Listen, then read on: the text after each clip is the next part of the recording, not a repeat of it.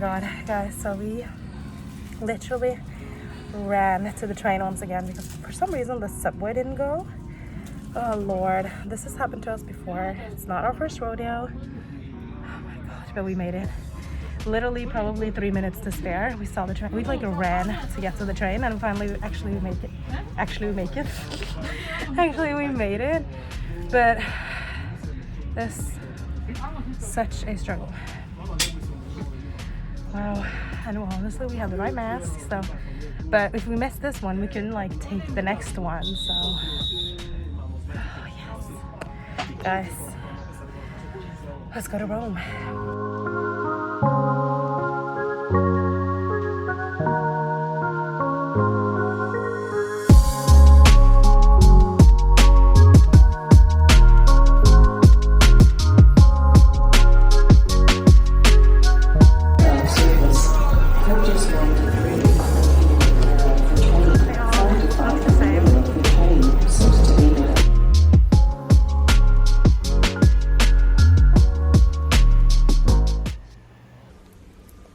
We made it to Rome, guys, and this is the hotel room, desk, and another mirror. We have a pretty big TV though, another dresser, little table and a chair. We have the bed. Jana is very unsatisfied with the hotel. This is the entrance. It's a good light in here though. Good light. And then this is the bathroom. Obviously there's a bidet, per usual, bathtub, sink, and that good stuff. Well, it does look like the shower is supposed to fall out from the shower heads are supposed to fall out from the wall, but that's a different story. That's the hotel. It did say that it was supposed to have robes, but there are no robes in here. Let's move on. But I was like, yeah, let's use these masks instead, you know, the surgical, because Jan like laughing from the back. Because the white ones, they're like a lot bigger and like tighter, and also you can wear these outside. They're just easier to take off and on. I took one out. It was just like, why do they look so small? It's so weird. Little did I freaking know. I was like, did it say on the package? And it does. Per bambini. Like literally, I've seen it say on like different packages, and I know that that's a kid size. So we have a 10 package of kid-sized masks. Very stupid, but obviously we do have these. So it's not like we don't have a mask, but we're probably gonna go and get more surgical masks then. Get a 10 pack that isn't for kids.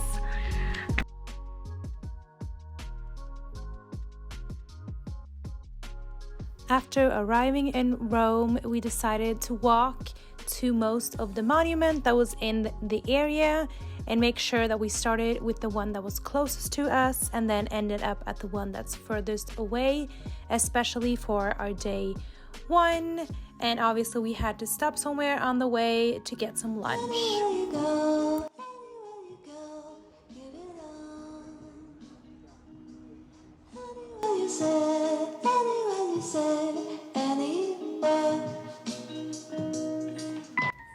So for lunch, we decided to share a few pieces. So we did some mozzarella, pie, cheese focaccia, and some meatballs, as well as I obviously had a cappuccino.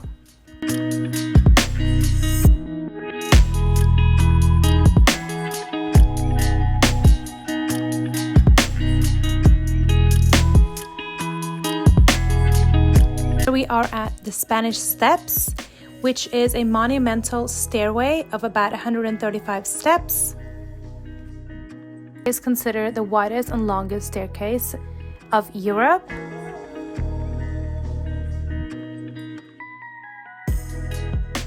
Of the boat, which is located here at the bottom of the Spanish Step, is a Baroque style fountain.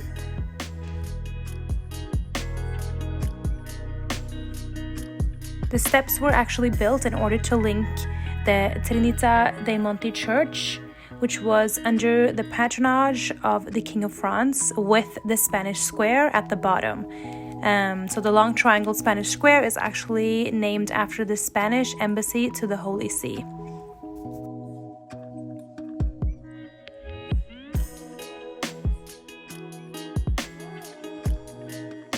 So Trinità dei Monti is actually a French state property. This goes for the church and the surrounding area around, which includes Villa Medici,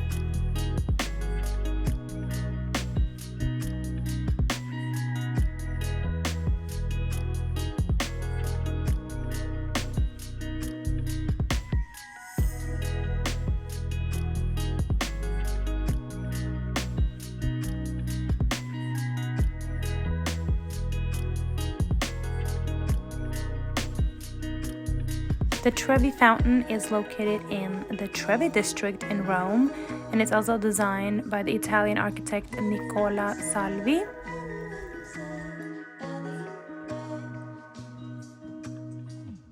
So this fountain is actually the largest Baroque fountain in the city, and it's also one of the most famous fountains in the world. So this Trevi fountain was actually purely made to be functional, and it offered the only supply of pure water in Rome for more than a century.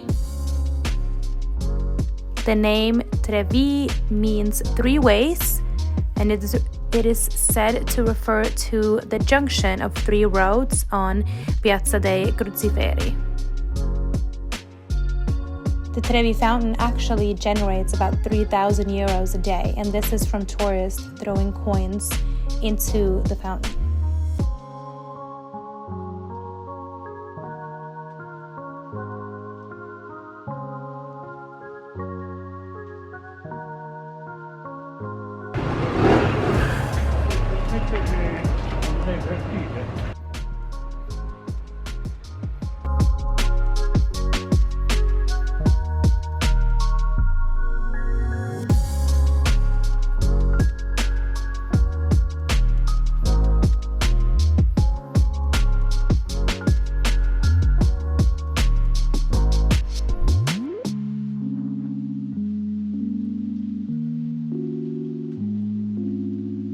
Pantheon is a former Roman temple, but since the year 609, it's been a Catholic church. Pantheon's dome is still the world's largest unreinforced concrete dome, almost 2,000 years after it was built.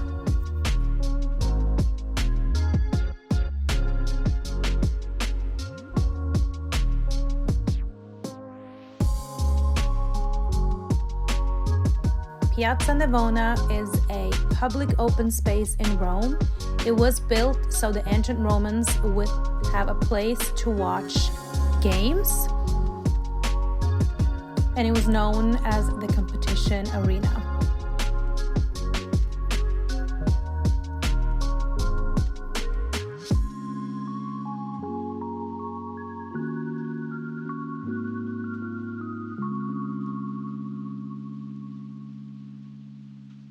Hey, we are back at the hotel room right now. I just picked up the phone over there and called the reception and asked for a bathrobe, because it said that we were supposed to get it, and then it's had this little courtesy note, let me see, in the bathroom, and on the list it said you could just call and ask with compliments from the hotel, and one of the things was a bathrobe. So and I feel like my face looks like a little.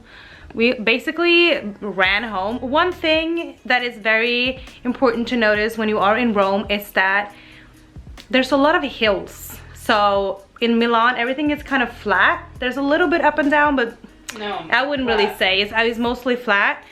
And I would also say Venice, Florence, Lake Como, everywhere that we've been so far, it's pretty flat. But here, different story. It's definitely not flat at all. There's a lot of ups and a lot of downs. So we went to different places today, as you could see in the video. Our hotel is pretty far up, so it was a long walk to get back up. It is about 6 o'clock right now, and we have dinner reservation at 7:30, and my friend who is here from Oslo as well, so we're meeting up with him and his friends, and I guess his friend has some friends here as well. So it seems like we're gonna be a bit of a group for dinner. But I think it's gonna be nice. We're gonna finally meet other people than just the two of us. Yay. Wow, let's get ready. Makeup is on. Best light is obviously here in the bathroom, so just like a simple look for the evening. And I'm wearing this knitted sweater, even though it is cropped, but well, that doesn't really matter. Just black jeans and some heels, boots, whatever. Probably just not gonna bring the camera for the night, so we'll do the phone most likely, or I'll bring it, but I'll probably film most of the stuff on my phone for the night. So I'm gonna definitely try to see if we can get a cab and head to the restaurant and see the rest. So that'll be very exciting.